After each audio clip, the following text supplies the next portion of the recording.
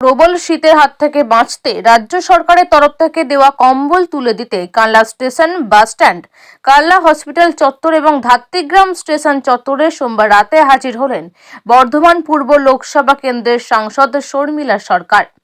এছাড়া উপস্থিত ছিলেন কানলার মহকুমা শাসক শুভম আগরওয়াল, কানলা পৌরসভার উপপৌরপতি তপন পোড়াদ সহ বিশিষ্টজনেরা। শীতের কষ্ট পাওয়া মানুষজনদের জন্য রাজ্য সরকারের তরফ থেকে দেওয়া হয় 200টি কম্বল। এদিন সোমবার রাতে বিতরণ করেন তারা।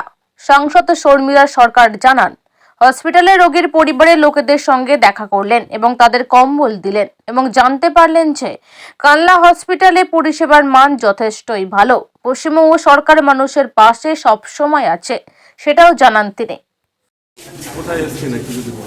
আজকে এই কালনা মিউনিসিপ্যালিটিতে এখানে হসপিটাল, বাস স্ট্যান্ড, তারপরে হচ্ছে স্টেশন, সমস্ত জায়গায় যারা আছেন শীতে কষ্ট পাচ্ছেন প্রত্যেককে আমরা কম্বল বিতরণ করছি পশ্চিমবঙ্গ সরকারের পক্ষ থেকে। আমরা এসেছি, এখানে এসডিও স্যার আছেন আর এখানে আরও বাকি সবাই দলের সবাই রয়েছেন এবং মেনলি এসডিও স্যার উনি উদ্যোগ নিয়েছেন, উনি বললেন যে আজকে কম্বল ডিস্ট্রিবিউশন হবে, তো আমি ওখান থেকে চলে এসেছি। সাথে এখানে তপনদা আছে, বাকি সবাই আছে। আর কোথায় কোথায় যাওয়ার পরিকল্পনা আছে? এরপর আমাদের যাওয়ার আছে ধাত্রীগ্রাম স্টেশনে যাব। এখানে রোগীদের সাথে কিছু কথা বললেন, কিছু বিষয় কেমন আছে? হ্যাঁ, কারা কারা ভর্তি আছে বেশিরভাগ তো আমরা বাড়ির লোকজনের সঙ্গেই কথা বললাম, কারণ তারাই বাইরে ঠান্ডায় কষ্ট পাচ্ছে, তো তাদেরকে দিয়ে দিলাম কম্বল। এবং তারা বললেন যে এখানে যথেষ্ট ভালো পরিষেবা পাওয়া যায়, সেটুকু ওনারা সেটা নিয়ে সন্তুষ্ট আছেন। তো কালনা হসপিটাল সবসময় মানুষের পাশে আছে, পশ্চিমবঙ্গ সরকার সবসময় মানুষের পাশে আছে।